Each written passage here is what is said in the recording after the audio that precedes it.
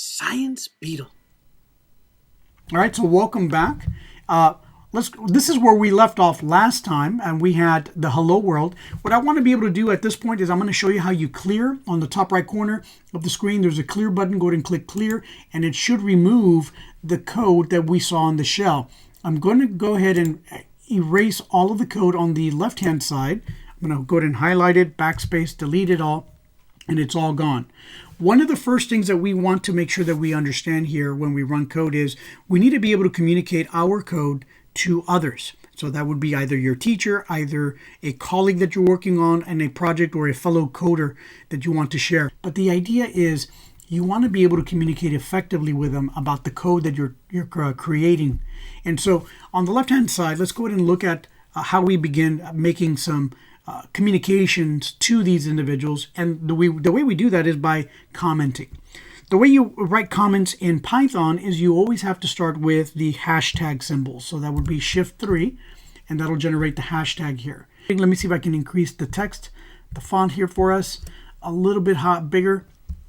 So maybe not that big, but let's go here, and you can actually see now that the code, whatever I type next, is going to be the comment. So it doesn't recognize any spaces at all. All of these characters that come after the code symbol for the hashtag is going to be ignored by the compiler when we run it. So I'm going to go ahead and type the following. This is a comment.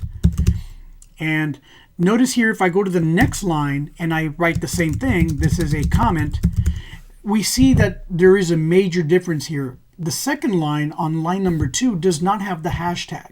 So if I were to run this code here, I'm going to get an error for that second line. Now, before I run that error, let me go ahead and erase it for a second.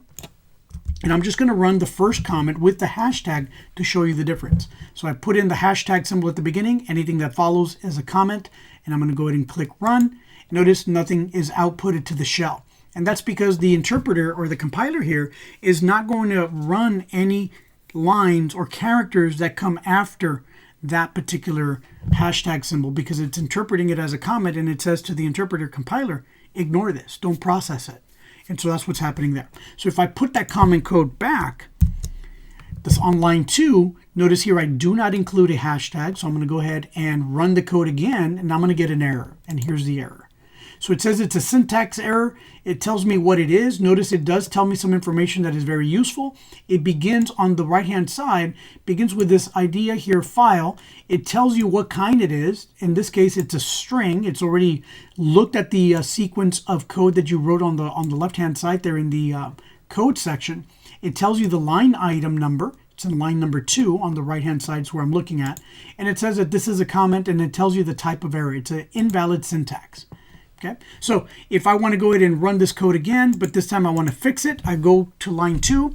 This is the way you would debug, and we'll talk about that soon. But we'll go over here to line number 2. We're going to go ahead and enter this hashtag symbol. Notice it automatically changes the color. It puts it in italics. And now when I run the code again, no errors, because I've successfully entered the comment there as a comment with the appropriate symbol with a hashtag. Now, what if I had multiple lines? So let's say I had multiple lines here. Now, obviously, these are all going to show up as errors. But if I put in here, I could come in here and just put hashtags on each of these. And that would work like that as well. And that's the way you do it. Largely because Python doesn't give you any ability to do multi-line comments. And so the way to resolve that is just to put the comments at various hashtags for multiple lines. And so that would be true if we were coming in here and we were just saying this is a comment. And so I've already got that. And so the comments would essentially go through. If I was writing a long sentence for communication for another programmer, I would come in here and just put that in there. And you can see that all of that is in the one line. And so it's important that we do that. Now, the way that you can kind of get around the limitation for doing multi-line comments is that when you're actually writing the code here is going to wrap itself. Now, if you were actually hard return and you kept on typing like this, these lines are not going to be are essentially commented out by the hashtag symbol. Here, you would definitely need to come in here and actually type in the actual hashtags in order to get that particular commenting to be done appropriately for you. So that's what I wanted to share with you in this video is commenting. Remember, you need to hashtag.